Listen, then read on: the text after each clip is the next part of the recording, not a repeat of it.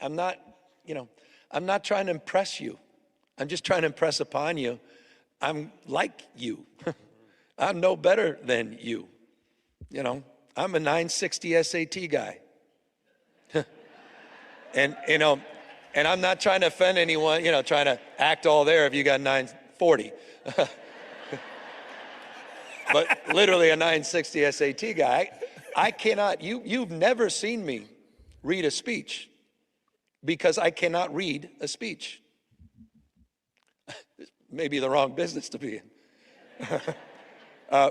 Young black kids growing up in the Bronx who don't even know what the word computer is. They don't know. They don't know these things.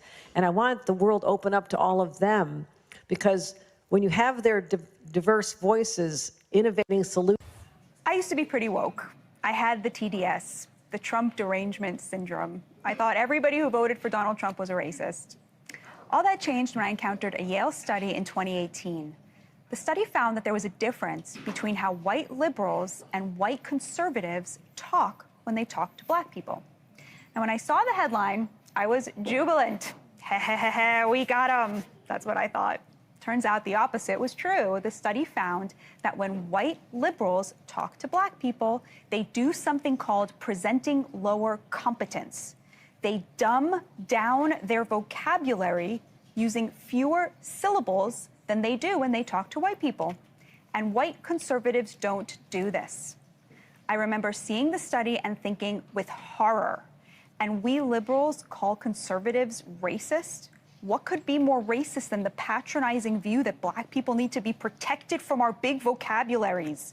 Yet it was this patronizing view that minorities are oppressed and in need of saving that I could suddenly see was at play in much of the progressive worldview. It caused me to think, well, if I'm wrong about conservatives being racist, what else might I be wrong about? A lot, it turns out. All right, so much to get into tonight. Good morning, good afternoon, good evening to you all as you watch this broadcast. It's time for Pop and Politics. I'm KJ. Let me introduce you to my co-host. Of course, we have Nicole Bennett. Hey, everybody. And Shelly E. Hi, we're back. Yes. Oh my gosh. It seems like it's been forever. Wow. It's been a little nice little break. But we are back, folks. We're back tonight. So thank you all so much for hanging in. As you come in, please hit that like button. Hit that like button. It helps to get this video out in front of a wider audience. And if you haven't done so already, subscribe. Okay, we are live here on YouTube and Rumble. If you're on the go, you can catch us on Apple Podcasts or Spotify under the name Pop and Politics. We love our chat. We shout out every super chat. So drop your thoughts, show your love, and join the conversation that the mainstream media wishes didn't exist. This is not just a podcast. This is a movement of God-fearing, truth-seeking, America-loving people that value freedom. Stand with us and subscribe so we can amplify this rallying call for freedom. All right, ladies, let's set it off. Before we get into it, folks, we want to wish Nicole a happy belated birthday. Yesterday was Nicole's birthday. Thank you. It's been a lot. So. But a good birthday. Happy birthday. I'm only going to sing the one line. That's all I need. I don't want to make KJ jealous of my voice. Oh, that's it. Oh, I thought you were going to sing. Okay. I'm getting started already. All right. Yes. Happy birthday, Nicole. Thank you. All right. So, you threw me off a little bit there, Shelly, because I thought you were going to continue that first verse, but I got you. Okay. All right, folks. So let's get into this. Let's get into what is going on here. Viral video of Gavin Newsom hit Atlanta on Sunday for a promo event at the Rialto Center for the Arts, pushing his memoir, Young Man in a Hurry, a memoir of discovery. It was a sit-down chat, and it was moderated by Atlanta's Democrat Mayor Andre Dickens. Okay, it was hosted by local indie spot Acapella Books, and with a crowd that has been described as predominantly Black. Okay, and he goes off, as you all saw in the beginning, on this sort of weird, cringy, patronizing rant about his SAT scores and so on and so forth. Well, he has come under fire for this from the likes of rapper Nicki Minaj. She said on X, his way of bonding with Black people is to tell them how stupid he is and that he can't read. He's literally slowing his speech down and talking in a sporadic cadence. GOP Senator Ted Cruz nailed it as the soft bigotry of low expectations. Radio host Mark Levin, he said, if any Republican said what this moron New Scum said, their political careers will be over. Okay. Even some Democrats winced. CNN's Bakari Sellers called it inartful and urged Democrats must stop doing dumb shit, is what he said. All right, ladies, I want to ask you, Nicolle, so is this Gavin Newsom treating Black people as props and not equals, or is it him trying to relate to the crowd? Listen, there's not one thing that is relatable about Gavin Newsom. Not one thing. He was born elite. He lives elite. And as far as he's concerned, this wasn't the soft bigotry of low expectations. This was the tyranny of low expectations. He's not even giving Black people the opportunity to combat what he said. What really set me off is that the host just kind of sat there and nodded along. It's like, Black man, he's calling you stupid to your face in basic 5th grade English. And this is where you nod your head and just go, I too didn't do well on the SATs, and no, reading's not my strong suit. That was his moment. That was that interviewer's moment to grow Gavin Newsom beyond the basics of this loathsome pity that they pander off as compassion in the Democrat Party. This is who they really think Black people are. And unfortunately, for a large part, this is who Black people have allowed Democrats to treat them. Yeah. Shelley, what are your thoughts on this exchange? Are we making too much of a big deal out of this, or do you see it the same way? I see it largely the same way, but I do want to add this. Racism, or race, if you will, has been a linchpin in politics, particularly on the left, for decades. Nicolle is right. We have allowed this. And I disagree slightly in that this is the soft bigotry or tyranny. This is their worldview of Black people. This is what they think. Gavin Newsom did not think he was doing anything wrong, or, like, oh my gosh, why did I say that? Or didn't even come back. No, he came back and he justified it. It's no different than when, remember, this is election season too, okay? Let's not forget. So that's next week or the month after, we should be looking for them to be in church singing hymns and kumbaya and changing their accents. I mean, that little syncopated rhythm that he had, Gloria Estefan might be upset with the percussion song. He stole her daggone rhythm. He was so syncopated and suave with his little rhythm. They don't think they're doing anything wrong. Joe Biden told us that, again, if you don't vote for him, you basically lose your Black card. This has been going on forever and a day, and they don't think it's wrong because, again, we have allowed it. We laugh at it. Don't get me wrong. I thought it was hilarious because of the ease with which they do it. They do it so easy. And many people will sit there like that mayor and laugh. The mayor who's supposed to be, Black and brown people of color, looking out for the bros in the hood and all that crap. Bull freaking crap. These people do this because it works. Yeah. I agree. I agree with you, both of you ladies. And as you mentioned, I mean, look at the history of these people. I mean, Biden's, again, you ain't Black gaff. Hillary's hot sauce. Remember, I got hot sauce in my purse. I carry hot sauce in my purse. This is their pattern. They treat us as props. Okay. And honestly, I didn't find it funny at all. I'm so sick of this. I am so sick of this. I never like when people do this type of crap. when they feel like they have to speak a certain way to us. I remember being in high school and some of, people and college. Oh, just this is in high school and college, but I mean, it's happened even before. And when, certain white people have to say, what was the thing they used to say? You go, girl. They try to do this thing where, they're trying to put on this black talk, but it's just inauthentic. It's not real. And it comes across as pandering. And many times Democrats, leftists do this. And they're trying to be cute. And it's just not the way to go at all. It burns me up when people do that. And particularly doing in politics, because you can clearly see they're pandering. This is being hypocritical. It's a slap in our face. Yet these Black Democrats continue to vote this way. Well, it works. I mean, it works. So from a political standpoint, being relatable is the key, right? You want them to believe that there's a kindredness between you. And if that means, code switching a la Jasmine Crockett, because Black people do it too. Black people do it too. You could have an entire conversation with a Black person, and it's just like we speak to each other all the time.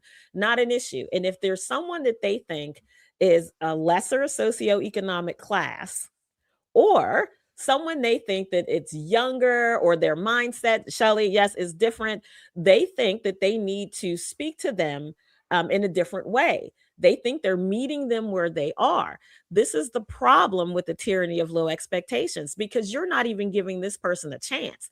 Just based on the way that this person presented themselves, you're assuming, you're making this assumption that they are below potential, that they don't ever have a chance of rising to the Queen's English. Can I tell you, American English is nothing like the Queen's English, right? We have words here that they don't even understand. With all of that said, it works. That syncopated rhythm you heard him speak in from a political consultant realm, he's trying on his Barack Obama. He's vanilla Barack. That's who he is. Wait until you start seeing him walk with a limp. Then it's really, really election season. And when he gets Wes Moore to tag team with him, he's getting so Black I can barely stand him. This thing has gotten well out of hand, but it does speak to the heart of some Black people. And they do find it comforting. He's like us. He's nothing like you.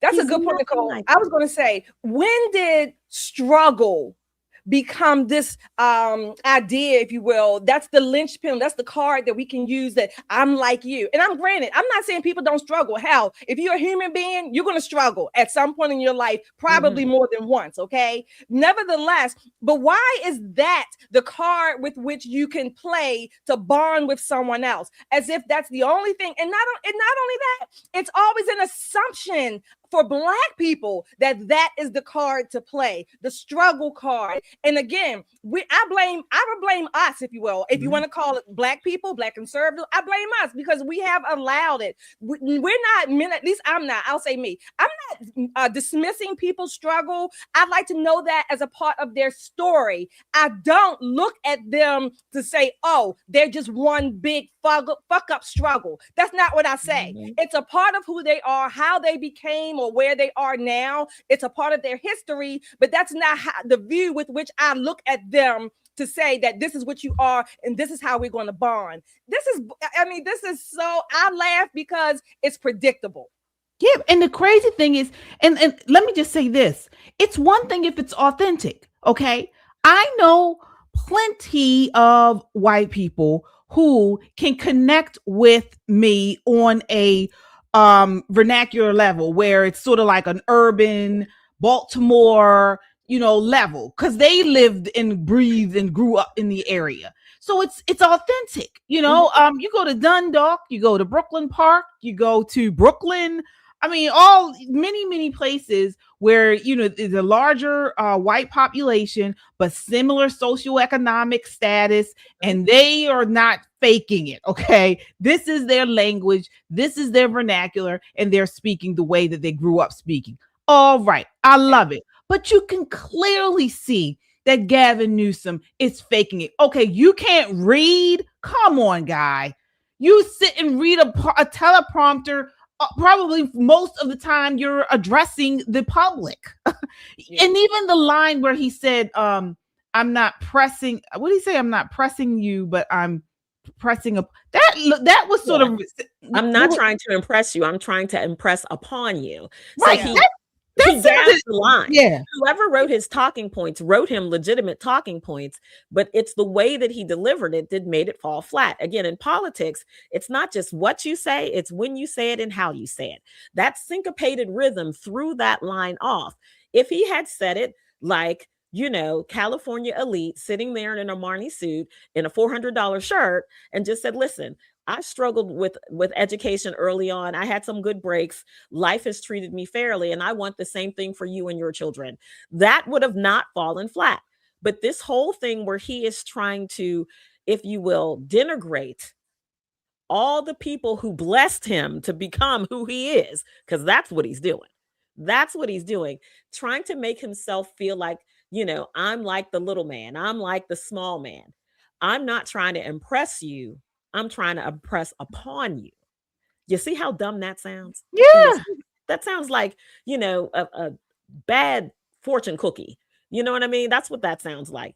They really missed the mark. But again, I don't really have a problem with him missing the mark. He does that quite often. My problem was with the mayor / interviewer / black man, lowercase m, who sat there and grinned at him and did not check his chin. Listen, it's 2026. You're a whole man. Really? You're going to let this man sit here and talk trash to you? Are you serious? That should have been swift and immediate correction. But instead, not only did he let it go, he laughed, he nodded like, yeah, I too didn't do so well. Yeah, me neither. I can't read. What? Yeah, it's a mess. And another point, I don't know any black people. Nevertheless, I don't know any white people that were able to go to the French restaurant during the scamdemic for what, $800 or more plates or whatever the cost is. French Laundry. So miss me with that struggle. I don't think that's a struggle myself. He's lying again. It's inauthentic. It's fake. It's phony. And he's doing this in order to pander. And like you both said, the reason why they continue to do it is because it works. Folks, the Democrat Party, they prey on low propensity voters. Mm-hmm. All right. They want the voters who unfortunately don't try to connect on any type of data, on facts. They want these voters who you get out and dance for them. You fake the language, you fake the vernacular, and they're going to check that box for you. Okay. Yep. This is their playbook. This is their agenda. It's sad to say, but it's true. Yep. Kamala tried it. Let's see what maybe they struggle too. Papas, let us know. We have a few in our chat. They missed us. We missed you guys. Come on down, Kung Fu CJ. We have you for your $2 super chat. These ladies need to be on The View. And guess what? With your help, we will get there. We can get there because I want to rip out Sonny's hair. Liberty Girl, we have you on here for $2. Thank you. Happy birthday or belated birthday, Nicolle. Thank you, Liberty Girl. We have Hydro Man for $2. Thank you for your super chat. Happy New Year, Nicolle. Okay, thank you. Brown Eyes. Don't you make my brown eyes blue. Thank you for your $50 birthday chat for happy birthday, Nicolle. Thank you, Brown Eyes. Let's see. We have the Scrapping Beauty. $2 super chat. Thank you so much. Happy birthday, Nicolle, America's sweetheart. We thank you. Thank you for that as well. Kung Fu CJ is back again with your $10 super chat. And I must add, Kung Fu CJ is also a member of our Freedom Club, and he's one of our mods. He says, okay, ladies, KJ looking like my hot sister. Where's my gun? Shelly looking like my aunt just before she cussed you out. Nicolle looking like a wife I wish I had. You know what? Kung Fu CJ all tonight. Let me tell you. The voice of reason. Thank you for your $5 super chat. Also one of our mods. That's why I left the Black church. I don't identify with struggle. That seemed to be the one thing that they bond together on. Yeah, struggle bond. You got it. Thank you for that. We also have Kia Walker. Thank you for your $2 super chat, Kia, and a member of our Freedom Club. Shelly, oh, thank you. Your hair looks beautiful. God bless you all. Thank you. Something I just threw together. It is all mine.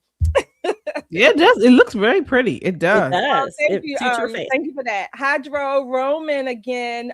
Hydro Man, I'm sorry. Thank you for your $5 super chat. I hated Nancy Pelosi, but she's the only one that kept the Dems' heads on right. Now that she's gone, they're falling apart and showing who they really are. Thank you so much for that. Absolutely. The Scrapping Beauty is back. This beauty sends us another $2 for a super chat, and she says, "Shelly, watch for the blades in hair." Thank you. Laura, thank you. Also, one of our Freedom Club members. Thank you for your $2 super chat. She says, "Happy birthday, Nicolle." Thank you so much, Laura. And we have Brian Harkin. Thank you, Brian, for your $2. I think that's €1, but we'll take it. Gavin is about authentic as Cindy Jackson. Okay. Yeah. Thank you, all of those supers. We missed you guys again. Obviously, you missed us, and we are so appreciative of it. Keep it up, keep popping off, and don't forget to hit that like, share, and subscribe buttons. Keep it coming. Absolutely. And folks, we did this for Shelly's birthday. We got to do it for Nicolle. A portion of the super chats go straight to Nicolle tonight for her birthday. I'm getting rich. Yes, so keep them coming. Again, yesterday was Nicolle's birthday, so wish her a very happy birthday with your supers. Thank you. All right. So let's keep this. We got another one here, Shelly. All right, we have Maria DeSaro. I hope I said that correctly. Maria is also a member of our Freedom Club, and she sends us $5. Thank you, Nicolle. Happy birthday, Nicolle. Wishing you much health and happiness. Thank you for that, Maria. Thank you, Maria. Absolutely. You can also Cash App us, guys. The Cash App is at the bottom. Be More Pop Stars is the Cash App, and that way it goes straight to us. So that's a great way to support the channel and give Nicolle a happy birthday gift as well. All right. Let me tell you, it's been a wonderful birthday, because guess what I finally got in the mail? My t-shirts finally came. Oh! Can we get the shirts up? Because I'm going to tell you, I stepped out on faith and bought something not black or white. Because, it's a new year. I'm trying to start doing some other colors. And KJ once told me that I look nice in blue. So I bought a blue shirt. Oh, and can I tell you, it is gorgeous. Oh my gosh, do I love this shirt so much. I actually wore it to one of my 17 birthday parties on Friday. And everybody wanted one. Everybody wanted, give me my money back. And they wanted in what I like to call Democrat light blue. So that's a good idea. It was amazing. It looked so good, and I felt good wearing it. It was definitely a conversation starter. Even some of my relatives who are Democrats want their money back as well. Again, this is an all-American theme. I want my money back. There wasn't one person who wasn't willing to buy a ticket to Kenya and go get our money back. Everybody at the party wanted a shirt. So this is a really good look as we get closer and closer to some of the summertime A250 things. This is the move. Everybody should have one of these on. We got the State of the Union tomorrow. And if, eyes and fingers crossed, if somebody, high up decides that I'm blessed enough to have a ticket, wink, wink, nod, nod, I'm wearing a shirt. I'm showing up in the shirt. I want my money back. I want my money back. It is a great shirt to have. And again, Democrat, Republican, Independent, made no difference. Definitely Americana. So get your shirts today. All right. And folks, back by popular demand is one of our favorite shirts, not black, not white, American. We finally got that back on the store. So you can definitely get that shirt. That was super popular when we had it a couple months ago. And so we finally got that back. There it is right there. Not black, not white, American. Don't let them divide us. I love this shirt. I love it. So I will be getting another one in another color also. All right. So speaking, Nicolle, you brought up a very good point. Folks, tomorrow we are going to be on here for special coverage of the State of the Union address. So all three shows on the Metro Conservative Media platform, that's here, Poppin' Politics, Also, Just the Guys podcast and Christian Conservative with Michelle. We're all going to come together and we are going to stream the State of the Union address. We're going to bring you all the commentary, the analysis, our reaction, our feedback to the address. And then also, for you all who may not know yet, Abigail Spanberger is providing the opposition to President Trump's address for the Democrats. So we are going to pick apart her reaction as well, because I'm sure that's going to need some major fact checking. So you definitely come check us out here. We'll be on here at 9 p.m. tomorrow night, and you can watch us here. You can watch on Just the Guys channel or on at KJ Christian Conservative. All right, it's going to be a good time. We're all going to be on here. We are going to be on it. Okay. We So have two more definitely. supers here, KJ, real quick. All So right. we have let's see. Simply Asha B. Thank you for your $20 Asha. super chat. She says, happy birthday, Nicole. Thank you for that. Thank you so much. Gloria. Hi, Gloria. Welcome back. Thank you for also being a member of our Freedom Club and for your $20 super chat. Why would we want to elect a president who didn't score well on his ACTs and cannot read? That's funny. To be fair, Gloria, he can read. I think he has dyslexia, which can be overcome. You can be taught how to read correctly. He should have just said, I have dyslexia and it's a struggle, quote unquote. It's kind of hard for me to read well. It takes me a little bit more thinking about it. He should have just said that. Right. Yeah. But I still think it's a lie, because they've showed today multiple times where he's talking about how he loves to read and how he reads so many books and all this type of stuff. So he's just, again, it's not real. These people are fake. Yeah. He's super and fake. we need to call him out. Exactly. The whole point of him being on that stage with the mayor was to sell his new book. You know, the guy who can't read wrote a book. I mean, they are so transparent with how they feel about the American electorate. It's the same thing that Kamala tried, but they think that Kamala lost because she was a woman and America's not ready for a female president. Can I tell you, she lost because she's a dumb bitch, right? Yeah. And America's not going to tolerate that. We've had enough. And him trying to dumb himself down didn't do him any favors. Really didn't. Absolutely. Well, speaking of had enough and dumbing down, we got to bring you guys this viral clip of Robert De Niro. So he was recently being interviewed by MS Now's Nicolle Wallace. She was a Republican at one point, but she's totally left now. And in this propaganda filled interview where he does something here that I don't know. Just watch this clip 3. Everybody, of course. Why is that?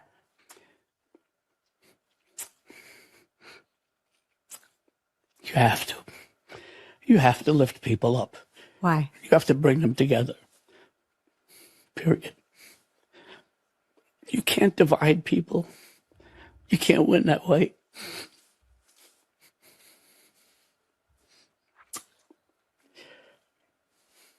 It's a no-win situation. And look what we have. Look who we have there. It's almost like a destiny to have this thing there, attempting to destroy this country, and maybe not even understanding why. So it's up to us to protect the country that we love. Yes. You weren't supposed to make me cry. Thank you so much. Thank you for this. We talked about how this is the moment. This is the moment that it goes one way or the other. That's right. You think it's going the other way? I don't know. All I know is people have to resist. There's no easy way. It's not going to come to you easy. You know, there's a time when you know in your own life, in your own survival, you better do this. You better jump and run through the fire. Because if you don't run through the fire, you're not getting out. And that's what we have to do. I'm glad I get to run next to you. Thank you. Thank you so much. Oh my, give me a bucket. Give me a bucket. I've been swallowing my spit the whole time watching that.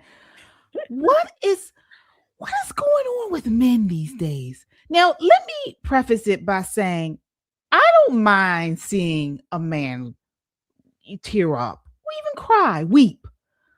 But this, I mean, And then she throws in this. I wasn't supposed to cry, or you're making me. What she did, her eyes were dry as a desert, so she was lying. I mean, Shelley, what are your thoughts on that exchange? Correction. I have a big problem seeing a goddamn man, excuse my French, weep over something like that. Now, if a man cries over his family, a child, white spouse, particularly dying or whatever, tragically, no less, I don't have a problem with that. But this kind of bitchiness, this kind of pussiness on TV over not dividing people, bitch, you are the one of the ones who helped divide us. Okay, he's talking about you got to stand up and resist and protect. I'm gonna have to protect his ass. Okay, don't stand by me. Don't come close to me. Run on your own damn race. I don't have to waste no damn bullets trying to protect your ass. Because I got to push you out the way and protect myself and my family. Oh, no. I have a problem with men. I do. I have a problem with men who just weep at the drop of a damn hat. I absolutely do. Suck it up, buttercup. Okay? Stand up. Attention, like they say in the military. Stand at attention or parade rest or something, but suck it up. No, I had a problem with that, KJ. Yeah. Nicolle, what are your thoughts? It was pretty good acting. I mean, it is Deniro, right? Yeah. He used it as the actors forum, and then Nicolle Wallace felt compelled to do her best compassionate face. But it's hard to do with the Botox. So, she tried. It was really, really good acting on his part. Listen, he hates to see people divided. So his home is surrounded by a fence and armed security. Hates to see people divided. My gosh, I should just give all my money away. But wait. I like being rich and set apart. They kill me with this communist bullshit. Listen, Deniro doesn't give a fat rat about who's next to who, and those tears were as fake as a $3 bill. At some point, the Democrats are going to run out of emotionalism and are going to have to argue and debate us on the facts, on the issues. They can't win. They cannot win. So they keep falling back on emotionalism. So I guess every soy boy with a bun saw De Niro crying and felt some kind of kindred spirit with him. It was just distasteful. I agree with Shelley. It made him look weak. It made him look old and frail, out of touch, like the guy who would scream at you, "Get off my lawn," if you walked across his grass. Did nothing to help. Not one thing. I mean, if the man is crying and I'm crying, again, unless it's somebody like a loved one, that, you know what I mean? Outside of those circumstances, if the guy's crying and I'm crying, who the hell? I mean, what am I can't lay on your arms. You can't pick me up. I gotta pick you up. The Kleenex is not that damn tough. I mean, I'm gonna hand you a Kleenex. What you gonna hand me? De Niro, have some. Yeah, I said the same thing. If he keeps crying, what's the baby gonna do? I mean, this is I can't even watch his movies anymore after seeing him in real life over the last 5 years or so.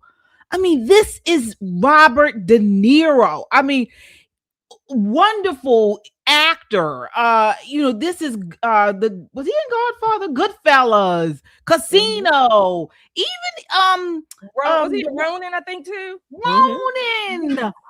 I mean, the list goes on, and to find out that this man is such a whimpering baby, like but this is what we're seeing a lot of now, of these leftist men. What's going on, ladies? I mean, is there something in the water, or is this some type of is this the way that we are supposed to progress as a society, where the men become more of a whining and weak and soft, for lack of a better word, Shelley? Like I said before, in his acting life, he acts like a man. In his real life, he's a bitch. Okay, no, men are not supposed to act like this. Not the men that I know or want to know or want in my hell freaking no. It's an upside down, twisted version. It's this idea of, I guess, like I said before, false compassion and not being strong and masculine. Give me a hard masculine man any damn day that starts with or ends in DAY. Any damn day of the week, okay? Yes, I want a masculine, hard man. Think what you want. That's what I want. Any day that ends in DAY, that's what I want. Yeah. Yeah, Nicolle. I mean, is this the way that this is the new modern society, the modern man? Well, it was up until November of 2025. November 2025, masculinity came back in a big way. America's back, baby. But since probably 1984, the war on boys started in schools, where little boys were not allowed to run around and slap each other and do the things boys do. They had to sit down and be quiet. And if you're a Democrat man or a woman, this is the kind of man you want. Someone easily emasculated. You can put his balls in your pocketbook and give them back to him when it's useful to you. But yeah, he doesn't get to have an opinion unless you issue him one. Sound familiar? These women have flipped the script on these dudes. And I hate to say it, as soft as these men are, I don't know how they do it. That no wonder the population is dwindling on their side. No wonder. It's hard to look at a man, dissolve himself into tears over absolutely nothing. Absolutely nothing. It is absolutely disgusting to see that happen, but some women like it because it makes them easier to control. They like men who are easy to control. Yeah. It looks like we have some super chatters, folks. Sound off. Let us know what you think. I mean, do you all look at Robert De Niro differently now after these last several years with his TDS, and every time you see him, he's crying? Or are we off base here? Is it sexy to see a man cry to some of you or some of our male audience? Do you feel like women are too hard on men and more men need to cry more often? Let us know in the chat. Thank you, chatters. Newsflash: no real woman likes to. It's not sexy to see a man crying. It really isn't. I mean, again, certain circumstances we understand that, but because both our eyes are probably going to be, crying and teared up. But shit like this, oh hell no. Thank you, Paul, for your Freedom Club member, and he also became a YouTube member tonight. Thank you, Paul, for that. Thank you so much for sharing your chat with us. And Kung Fu CJ, thank you for your $2 super chat. I want to be on. Please, pretty please. Liberty Girl, thank you for your $5 super chat. And Liberty is also one of our members of our Freedom Club. Talking about money back. Can you believe the Somalis are demanding reparations because of their loss and due to ICE? The audacity, absolutely. It ain't even their money to begin with. It's ours. Give us our money back. Gloria's back again. Thank you for your $5 super chat. I knew he could read. I was trying to make a joke. I should have put a smiley face. We got you, Gloria. We got you, Gloria. Thank you so much for your super chatters. No crying men. Suck it up. Go into the gym or whatever y'all do when you guys are together and cry to each other. But we don't want to see it. Paul Carrick again, thank you for your $50 super chat. For the beautiful dresses you all wore at the White House. Thank you, Paul, so much. It was so fun last week. It was so busy, but thank you for your super chat and for being a member of our Freedom Club. All right. Oh, we got another one. Again, Hydro Man is back again. Thank you for your $2 super chat. Crying, looked like she was going to bust out. LOL. Yeah, she know he full of shit. Liberty Girl, thank you again for your $5 super chat. I have dyslexia. I never weaponized it. Robert De Niro is a woke sheep. He's a woke bitch, a pussy. Okay, we got more P words than we got on this show, and that's a damn shame. Kung Fu, thank you for your super chat again, $2. Just to remind you, these SCs are tax deductible. Oh, these super chats are tax deductible. Thank you, Kung Fu. Gloria, again, thank you for your $20 super chat. Happy birthday, Nicolle Bennett. Hope someday you'll be in the Senate. Gloria got a Hydro Man, again, thank you for your $2 super chat. You fall for the pity card. It makes you weak. Thank you. Thank you so much. Thank you all for your super chats. Don't forget, again, hit that like, share, and subscribe buttons when you come in. And if you leave and you haven't hit it on your way out. All right, folks. So want to change gears somewhat and it's talking about how we react to things or how celebrities react to things. This moves us to Jelly Roll.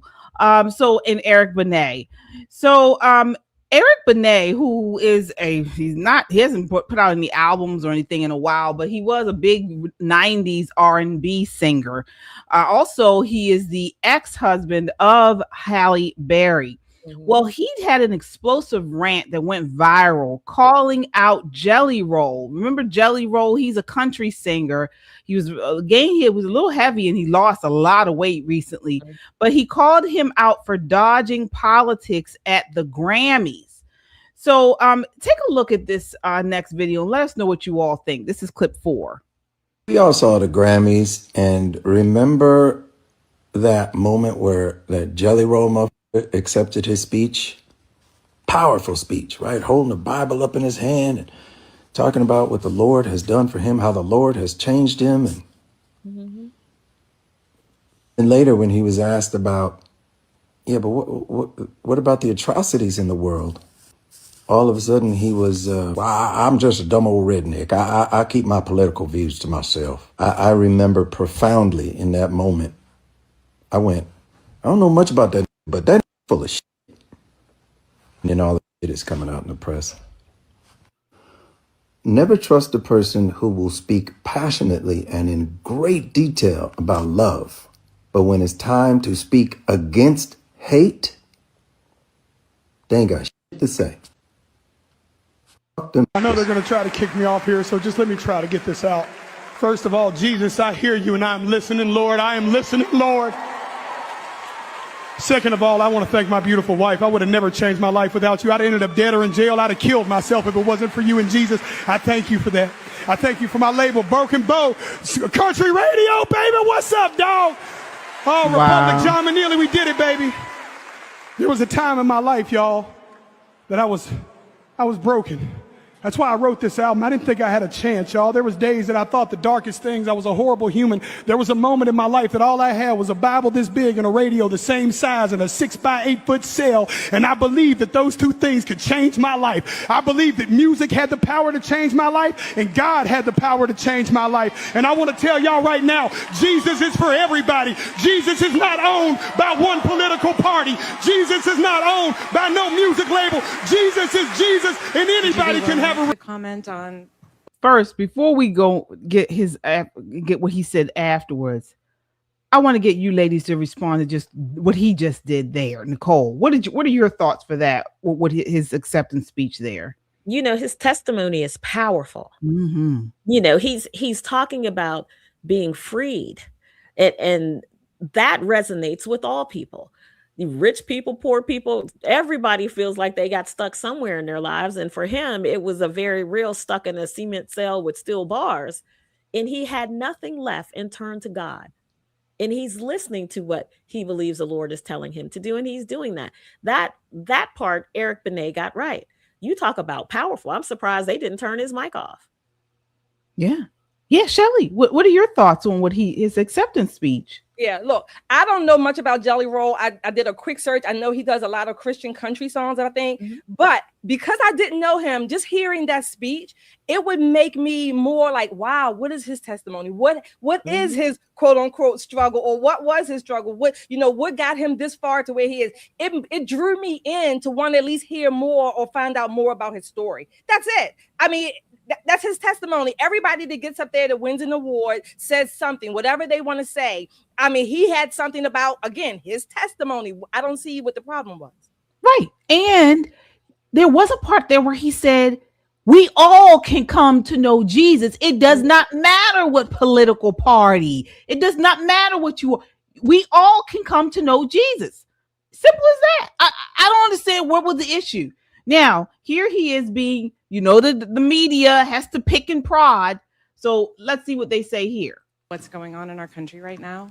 I don't really. So this is the truth, and I'm glad somebody asked, because I love talking about this stuff when people care to hear my opinion. But so I can tell you that people shouldn't care to hear my opinion, man. I'm a dumb redneck. I haven't watched enough. I didn't have a phone for 18 months. I've had one for 4 months and don't have social media. I hate to be the artist that's that aloof, but I've become so disconnected from what's happening. And I'm just not I grew up in a house of like insane pandemonium and like I didn't even know politics was real until I was in my mid-20s in jail. Like, that's how disconnected. When you grow up in a drug addict household, you think we like have common calls about what's happening in world politics? Like, we're just trying to find a way to survive, man, you know? And I have a lot to say about it, and I'm going to in the next week, and everybody's going to hear exactly what I have to say about it in the most loud and clear way I've ever spoken in my life. So I look forward to it. There it is. So that's what Eric Benet is slamming him for. Shelley, what are your thoughts there? Look, Eric Benet, I mean, he's played out or whatever. I don't even know what his recent music is. This man, he did not talk about politics. He was talking about his transformation, his his new life, if you will. Why does politics have to always be the sledgehammer that's used? You're trying to trap him. He said he didn't know about it. That's all he gave was his basically a synopsis of his testimony. What I don't understand. This is what the games they play, always trying to play gotcha games with people. Yeah. Nicolle, what are your thoughts there? I think his answer was well rehearsed because they asked everybody that came out of there basically the same question. I really like what he had to say here in that he made himself do what Gavin Newsom tried to do.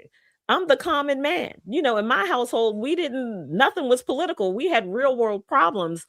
And unfortunately for him, that was pandemonium and drugs, but real world problems. So nobody here was sitting around talking about geopolitics. That's not what we do. I'm a regular person, but give me some time. I'll think about it and I'll get right back at you and use my voice. That is a beautifully written answer to a question that he feels like he shouldn't have to answer. And I agree with him. He's a musician. And if he's going to be sitting around, drinking a few beers, strumming his guitar, talking to other musicians, then sure, he can pontificate. But international media asking you to denigrate your own country, yeah, hard pass. And that was a beautiful way to pass. I think he did a masterful job there. Absolutely. And another thing, and you brought up a very good point, Nicolle, when you compare his response to Gavin Newsom's. Jelly Roll is believable. Okay. You can clearly see this guy didn't grow up with a silver spoon in his mouth. He came from, probably low socioeconomic household. He also said it was drug abuse in the household and things like that. So we know this to be true, that these types of households, they're not looking, thinking about politics and things like that. It's believable. He didn't come off as inauthentic. Where you look at Gavin Newsom and it was just a lie all the way around. And you could clearly see that it was. So I love this response as well. I'm so sick of these, and you're damned if you do, damned if you don't. Okay, honestly, they would have if he had agreed with the direction of the country, or if he didn't scold President Trump enough or as much as they wanted him to do, they would have slammed him as well. So it's just like you're damned if you do, damned if you don't. You might as well not say anything. Yep. Sure. We have another super chat here. It's just like the Olympics. Everything has to be politicized. Can we just enjoy some moments for what they are? Exactly. We have Josh here. Thank you, Josh, for your $20 super chat and for being one of our Freedom Club members. Josh says, I love you ladies. Count me in the Maryland Oxon Hill and gay white dude vernacular. I think we all adjust our vernacular a bit depending on who we're with.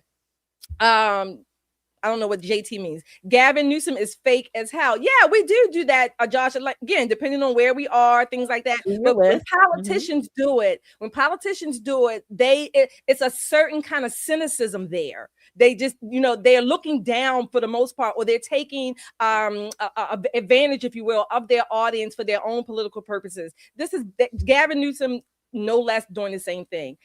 Deborah, thank you for your $2 super chat. Thank you again for joining us. And let's see, do we have anyone else? Okay, you all, I'm going to remind you, hit that like, share, and subscribe button. Thank you so much for popping in tonight.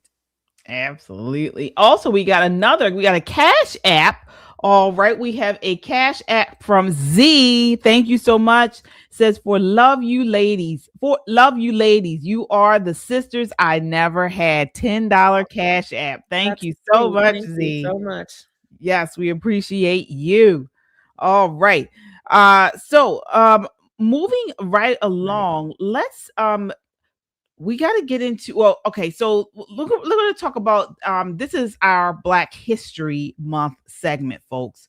So you guys know every Monday in February we have been using this time to debunk Black history narratives that the left have pushed on us multiple times. Okay.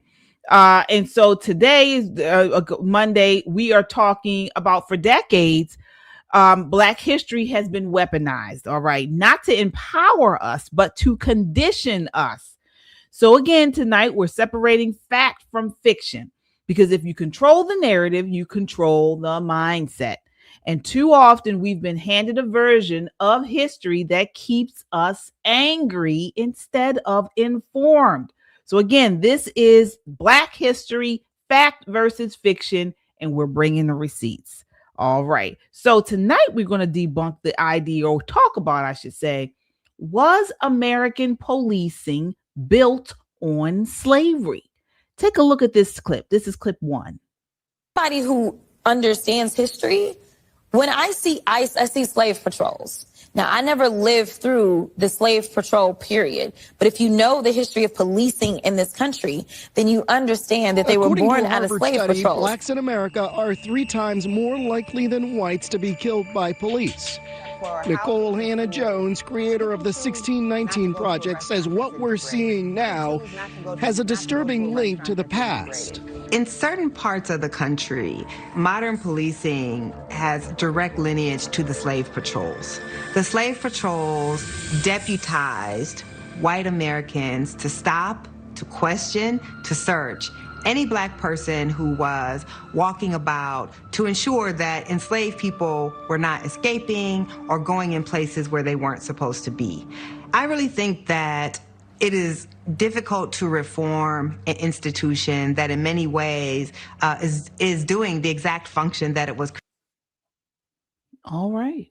All right. So, ladies, let's dig into this and break up the fact versus fiction. I want to start with you, Shelley. Where's that correct with Nicolle Hannah-Jones, and of course, Jasmine Crockett, and many on the left had talked about policing have originated from slave patrols. So no, that's not correct. Policing was started long before, particularly over in England, Britain, the UK, if you will. Our models are largely based on them, with the first one being in Boston and I think New York around the same time, 1830 something, somewhere. That's number one.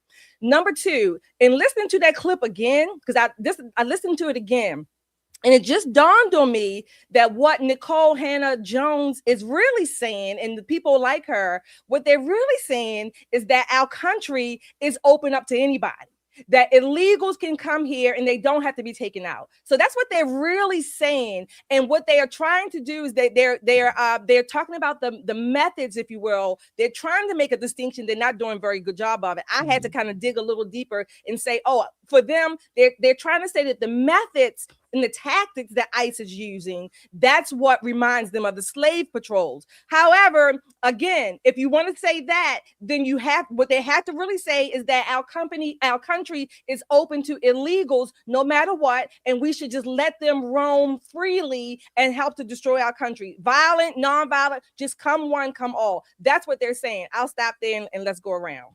All right.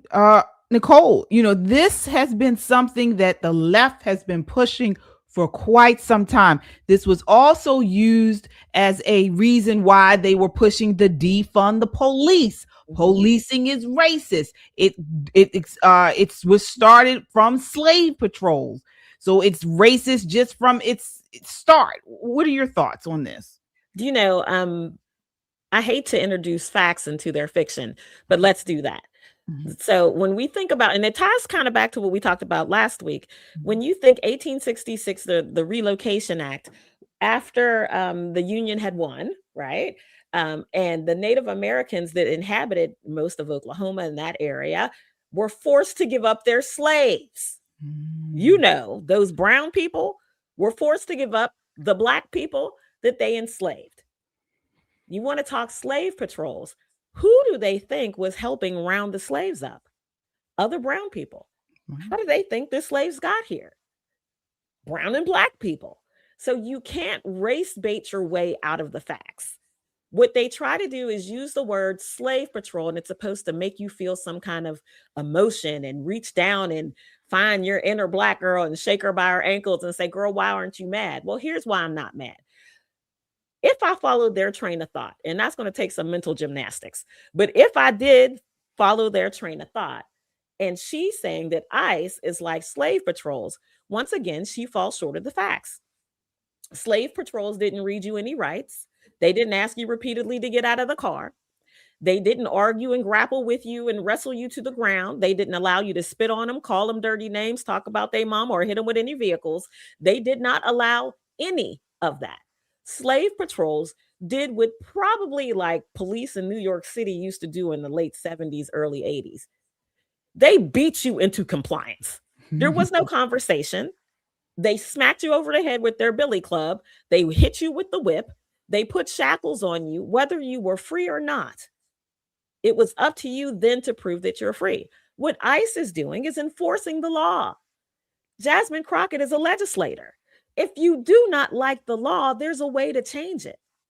Contact people like Jasmine Crockett. She's a legislator. Make a bill. Write a bill and say, we don't like this. This is the way we want it to be. But instead, she's looking for votes.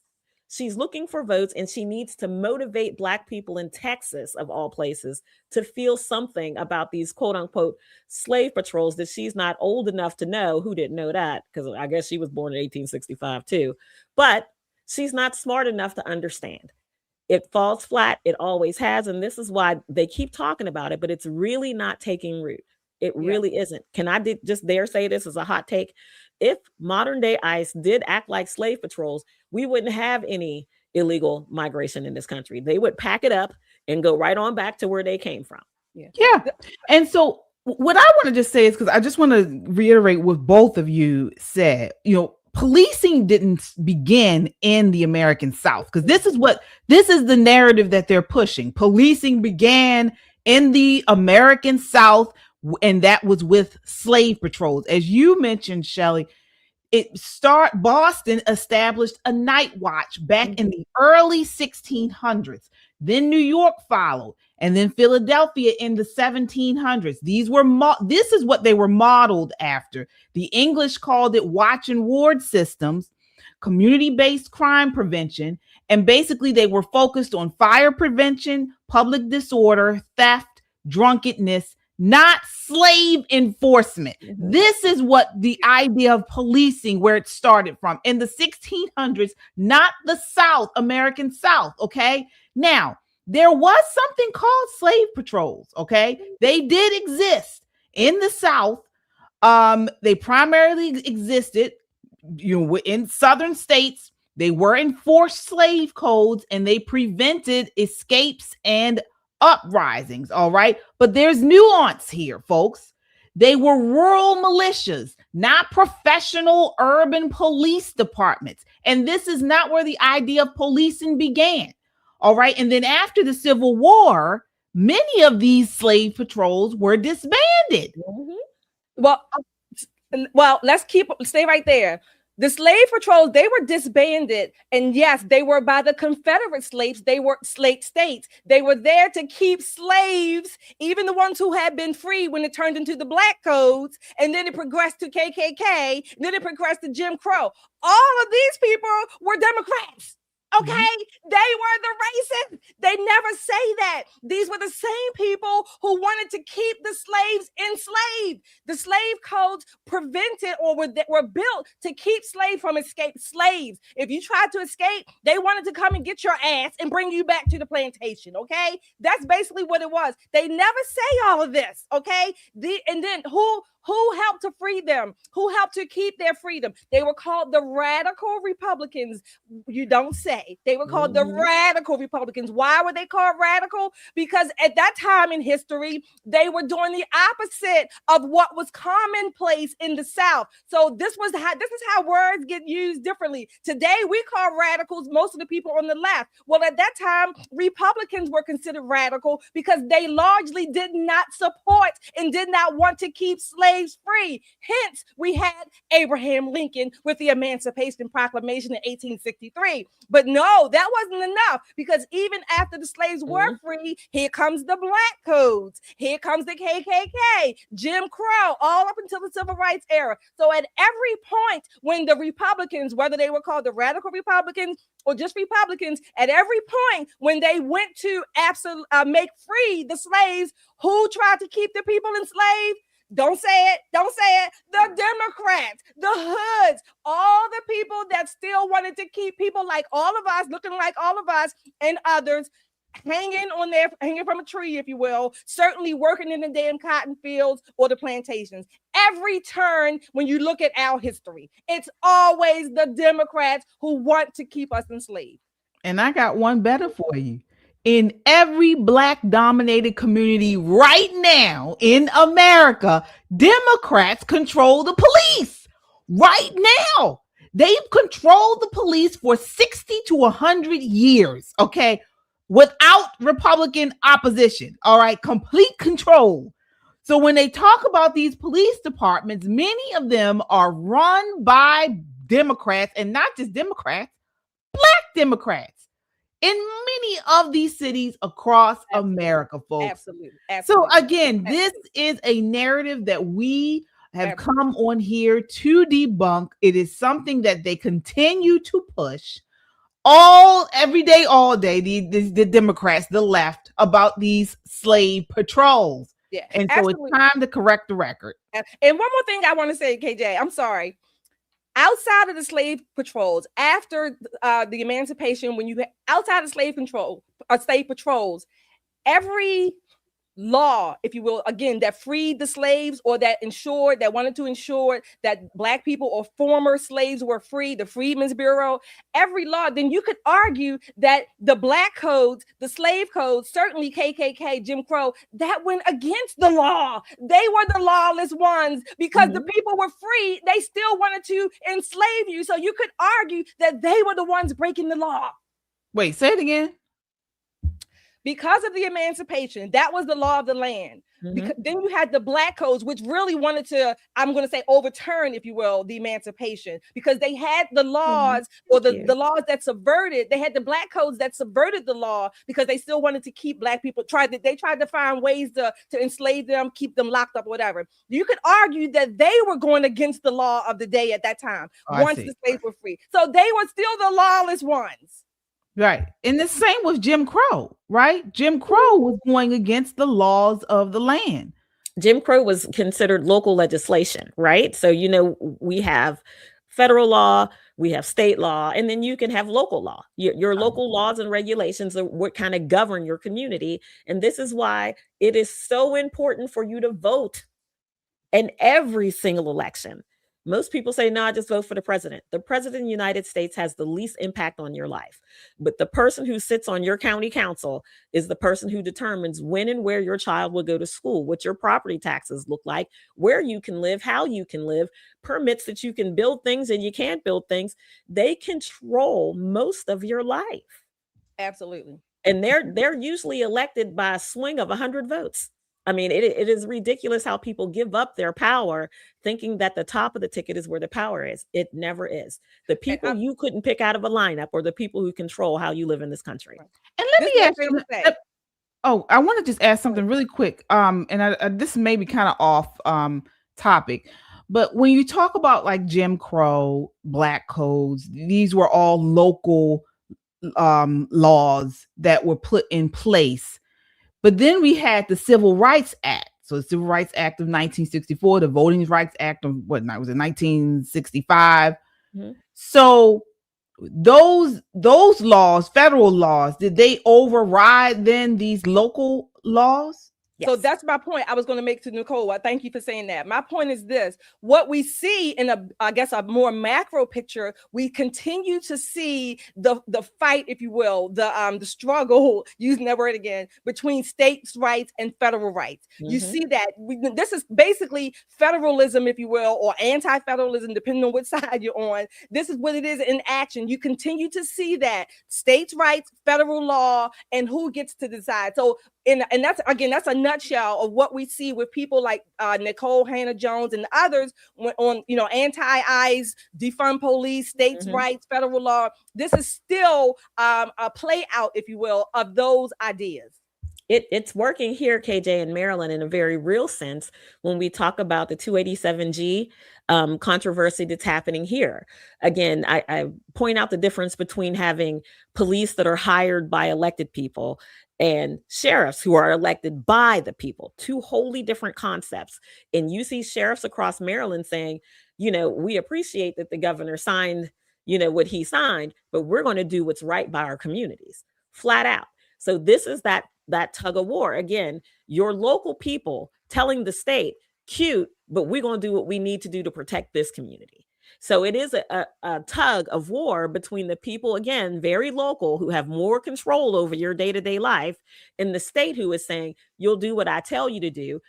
And the community say, and if we don't, what are you going to do? What precisely do you intend to do? And it's the same thing that happens with the states and the federal government. You see Minnesota telling Trump, we're not going to give up our Somalis, no matter how much money they steal from us. It's none of your business. And this is literally what they're saying to the president. Come and get your troops and get out of our state. This is our state. You don't belong here. Trump is saying, I am the president of all of this.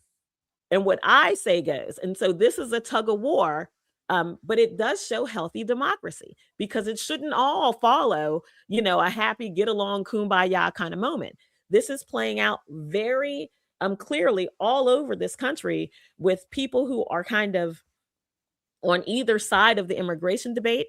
But it also shows you how some people who are elected feel the pressure of their small communities on their shoulders versus people who are state electeds who only come to do town halls where they have to import people to clap for them. Yeah, I asked that because, as we end Black History Month this week, there is a big tug of war within the conservative circles about the application of the civil rights legislation, which we're talking about Civil Rights Act, Voting Rights Act, and also the civil rights movement. I was actually speaking to Logic actually yesterday from Just the Guys, and he makes the contention that we didn't need the civil rights movement, that these areas were areas that were already on their way.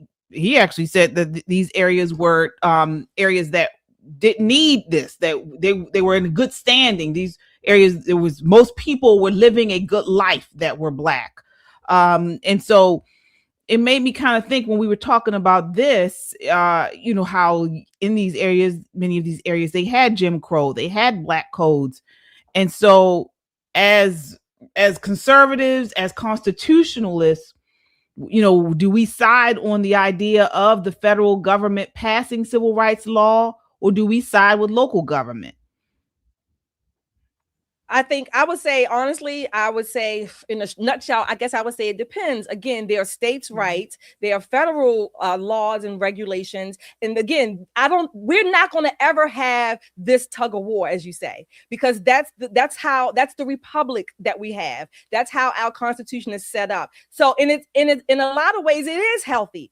Because we don't have a dictator, we don't have a king or a monarchy. We are a representative republic. And at every level of government, we get to have a say, whether it's individual votes or the people we vote in to represent us. So I don't want it to change necessarily. Can I just say that we didn't need the civil rights movement? I would never say that, because there is a place for, again, the Constitution as a whole, and is a place for the people individually and as a state, if you will, to demand that our national level upholds the Constitution. There's a place for that. So that's where I would land. What about you, Nicolle, there? Mm-hmm. Here's where I am. And it may seem a little kind of pragmatic, but this is the truth. That federal law was great on paper, super on paper. But what we needed was enforcement, right? Mm-hmm. To this day, we still have enforcement of that law, and we need it. We need the Office of Civil Rights. The Office of Civil Rights is incredibly busy in 2026. And the reason why they are is because sometimes local governments run afoul of the law, state government run afoul of the law, and it gives you, the citizen, recourse against people who overstep that law.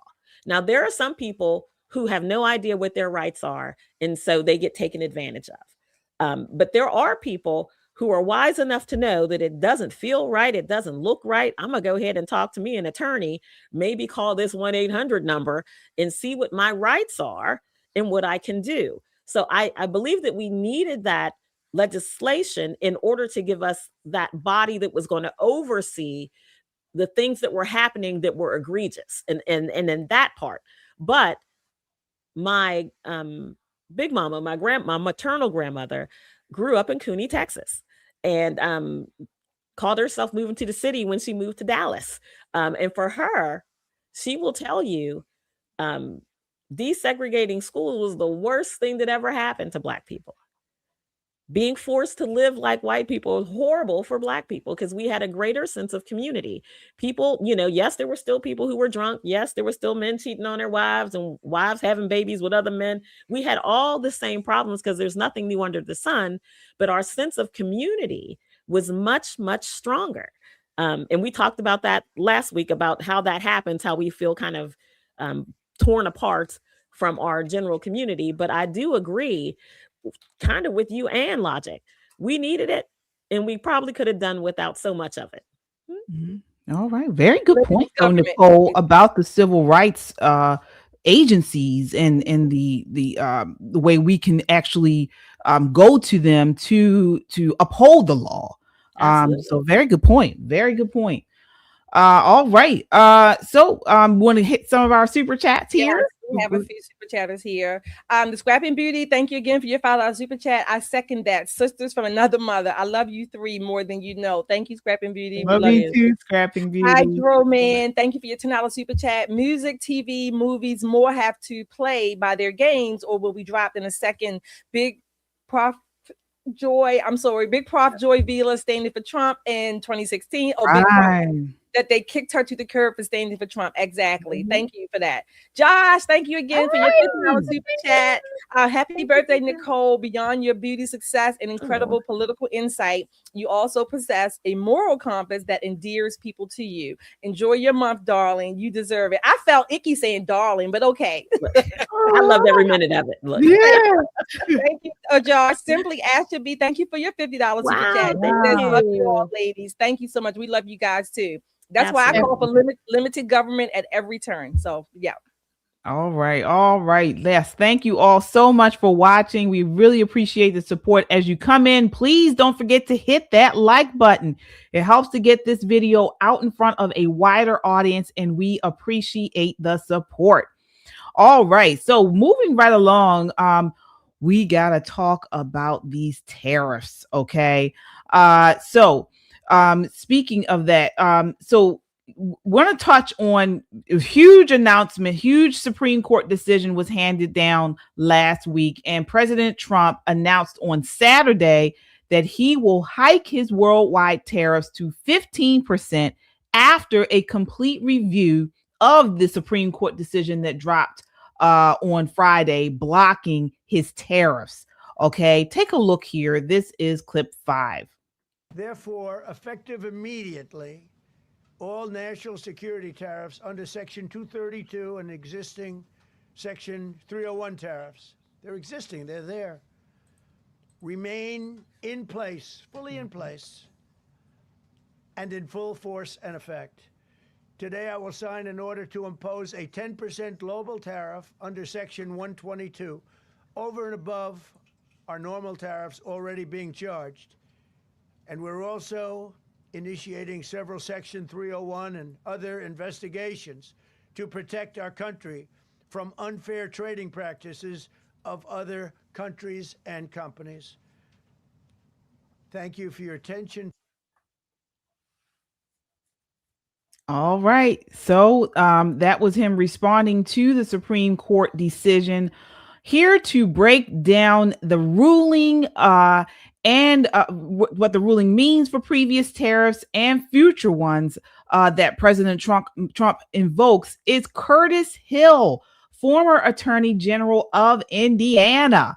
All right. How are you doing tonight, Curtis? I'm doing just fine, ladies. How are you? Thank you, AG. Wonderful. Yes, thank you so much for joining us, and welcome to Poppin' Politics. Thank you very much. It's great to be here. Excellent. So we're going to jump right into this. All right. So want to start off by asking you, what did this Supreme Court ruling actually do? What does it mean for the previous tariffs that President Trump put in underneath this this act, and then what does it mean going forward? Well, the key words in this decision are regulate importation. And what does that mean? We have a majority of the Supreme Court by a 6-3 vote determined that regulate importation does not include taxation or the power to tax or the power to tariff, if you will. The minority, the most conservative members of the court, determined otherwise and said that as a part of the congressional broad authority given to the president, the power to regulate importation includes taxation, tariffs, etc. So it's a matter of interpretation. Which do you believe? Do you believe that the president had the power to tax or given to him by Congress or not? What it means going forward is interesting because no other president that we've seen can roll a decision like President Trump. As soon as a decision comes back that's against his position, he's already on the move, making another road towards tariffs with another basis. And so what it means going forward is hard to say. He's certainly going to take a position that he can plug and play, pull out of one statutory authority and move to another statutory authority. And guess what? Everybody has to play catch up. And that's kind of the way he is. He keeps the target moving. He can make a statement on Monday. His enemies will try to nail him on Monday. He's moved on Tuesday to the next event. And that's exactly what you're seeing here. So it's interesting. From my perspective, as a lawyer, I think that the congressional statutory authority was clearly giving the president or the executive branch broad authority to regulate importation. And implicit in that regulatory scheme is the power to tax or the power to issue a tariff. That's whether you agree with the president's positions with regard to tariffs or not. The issue is, did the president have the authority to issue these tariffs? I believe that the president did have the authority based upon the congressional authority that was given. Ordinarily, the president or the executive branch does not have that authority, but Congress specifically granted that authority through the particular statute in question.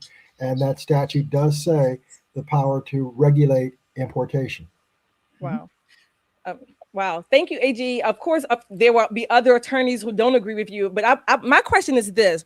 When I heard the decision, immediately to my mind came the comparison between John Roberts when he upheld the ACA under Obama under similar taxation, because there were some challenges about the president doesn't have to do this. This is a tax on the people. But John Roberts said that was okay. So what is the difference, or are there any, there seems to be a difference of application under this particular decision versus the ACA. Can you help me kind of flesh that out a little bit? Well, I wish I could, but I'm as confused as you might be.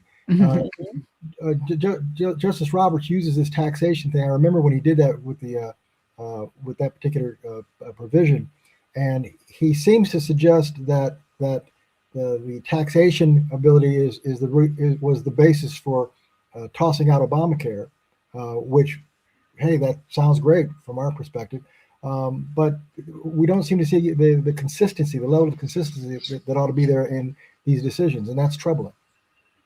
Mm-hmm. So what I got from this whole thing is, one, as you pointed out, that Trump keeps them on their back foot. And I think that's a really good thing. So while they're scrambling, trying to get talking points together, he's moved on to the next thing. So with Section 122, it's time limited, the way I understand it. I think it's like 140 days, 150 days. What happens after that time expires? Can he renew it, or does it take an act of Congress to renew the tariffs at that point? Well, that's hard to say. He would say that he has the ability to go forward. Others might say that it would take congressional action. Let's hope that it doesn't take congressional action, because one of the things that we just don't see these days is action by Congress. And that's exactly why we have to have a strong executive branch, because Congress has boxed itself into a corner where it cannot get things taken care of or accomplished. Even going back to Congress now, we have a Republican-controlled Congress and a Republican-led Senate, and yet we can't go back to Congress and clean up this issue because we can't get anything past the Senate.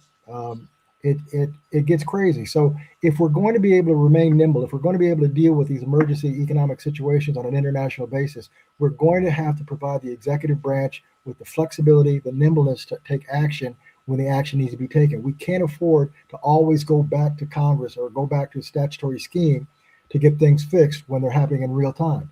And if we go that route, we're going to get our what's handed to us by the Chinese. Yeah.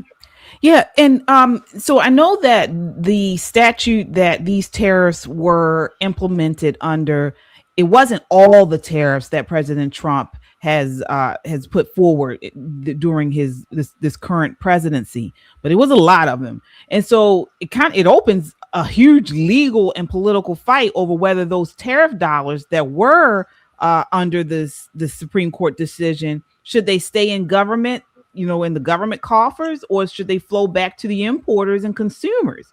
That's a very interesting question. I think it was like $1.8 billion if right. correct in that. It's a lot of money. And the question becomes, if it's determined that was illegally gained, then do we have the right to continue to possess it? Now, the basic answer to that would be no. If it's determined that that was an illegal situation, that where money came in, then it would seem to make sense to send that money back. That's why it's going to be very, very interesting to see what the president does over the next several days in terms of applying another statutory scheme or somehow finding a way in which to maintain those dollar amounts. I don't know what the answer to that is. It creates a heck of a situation going forward in terms of that 1.8 billion. In terms of new tariffs, I think as long as he's identifying a statute that has not been tossed out, or the authority that's been, I should say, crimped back by the court, as long as he's moving forward and changing direction, there's still a very good possibility and even probability that his new tariffs will hold up. Yeah. All right. Wow. Well, you have time for one more question or two more questions? Sure. Okay, so my other question, you mentioned Congress. I often say that our Congress is derelict. Congress is supposed to, in my opinion, from the Constitution, Congress should be regulating more things and taking their rightful place and authority, which they do have. So if we give more power to the executive, how does that conflict with the conservative view, or what I like to say, the libertarian view of small government? Are we not now shifting the balance of power? Well, we don't want to, in my view, we don't want to give necessarily more power to the president or more power to Congress or even less power to Congress. The history of our government has been a continuing flex, a yin and a yang, a give and a take, a push and a pull. We learn as we go forward. Sometimes the legislative branch has excessives, other times the executive branch. And so this whole experiment called the Republic of America is about finding that proper balance between the three branches of government. This is a perfect example when the president takes an action and the Supreme Court takes a counter action. And then what's the reaction? And then how do we then make up for that? So that's been a continuing process that we've had all along. And I'm with you. The first and foremost thing that we need to be as Americans in terms of politics is in favor of a smaller government. Government is not the answer. Government should not be looked at as the answer. And the only way to do that is to keep the government contained. And in order to have it contained, that means that the people have to step forward and exercise their power. That power is supposed to go through Congress, but it doesn't work that way because folks who run for Congress, I know several people who've run for Congress, they go in with great ideals. And then the very first thing that happens once they get there is their entire outlook is designed on how do I stay here? And how do I stay here means what kind of compromises do I need to make? And the next thing you know, you've got people who have no effectiveness whatsoever in representing the interest of the people. That's why President Trump is so popular, because he's a populist. He is appealing to the people. He's bypassed their congressional representatives and has taken gets his support directly from the people because the people had no place else to go. that's a flaw in our system. We don't really want our executive branch of government to be that strong. That leads to tyranny. So, but what do you do when you have a congressional branch, the legislative branch, not doing its job? Somebody has to step in. So these are all things that years from now we'll look back on from a historic standpoint and say, this worked well or this didn't work well. But the reason things are working the way that they are now, the reason that President Trump is as popular as he is with people who have been disappointed by government is because he fills that gap of disappointment. We're seeing a world, a nation that's not operating the way that it should.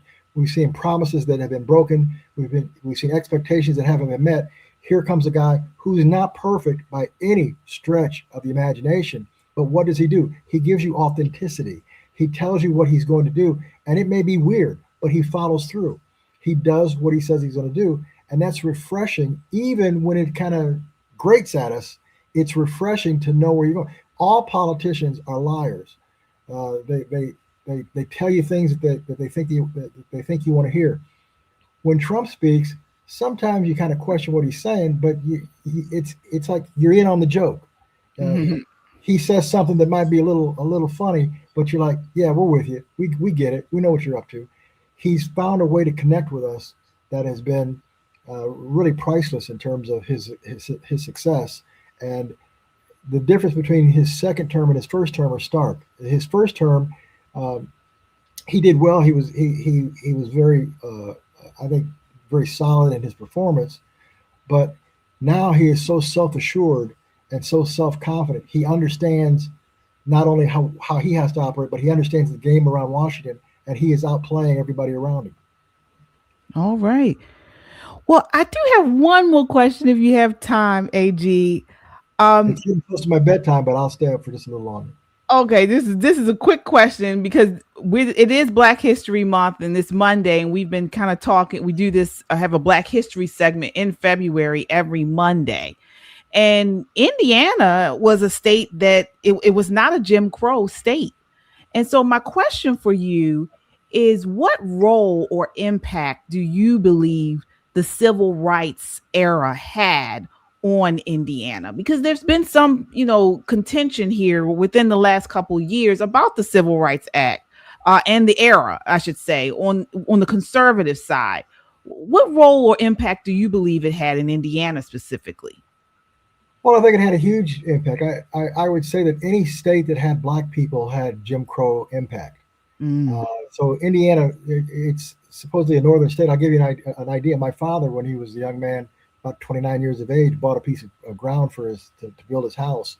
And the neighbors in that house, in that neighborhood, which was an all-white neighborhood at the time, got together and collected money to buy him out. And my father didn't take the money. He built his house there. And we experienced racial epithets, a bombing at our house when I was 3 years of age. This was in Indiana. Indiana was the home of the Klan, Elwood, Indiana. So just because it's north of the Mason-Dixon doesn't mean we didn't have that impact.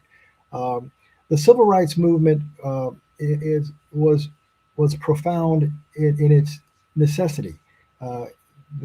We here believe in a limited government and the limited role of the federal government. But the reality is it took the federal government to break through the issue of civil rights because states wouldn't do right.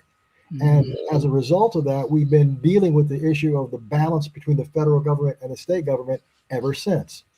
The sensibilities that those of us on the screen share is that the federal government should not be so all encompassing and powerful.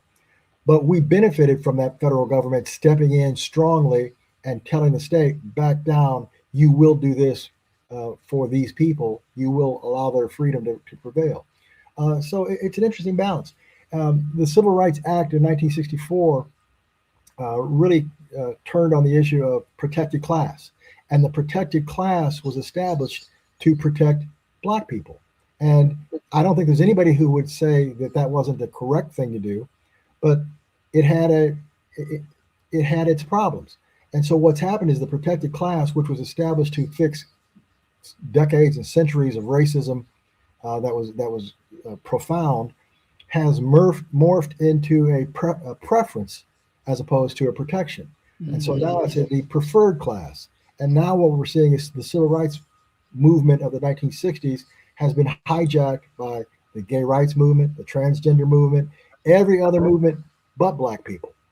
And if you look at what has happened from the 1960s to the present, the plight of Black America has actually gone down in terms of living standards from the 1960s as a result of the welfare state.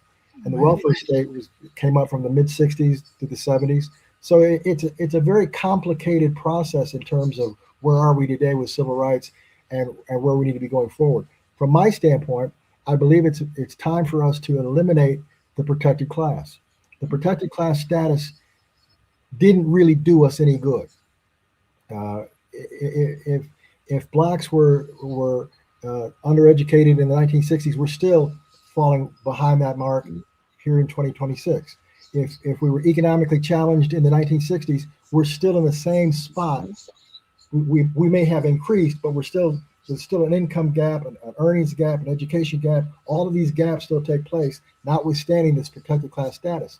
Part of that is the protected class status eliminated incentives for a lot of folks. So let's do away with protected class. Let's go back to the market and let the market dictate how we operate, how we respond to racism, how we respond to ill treatment.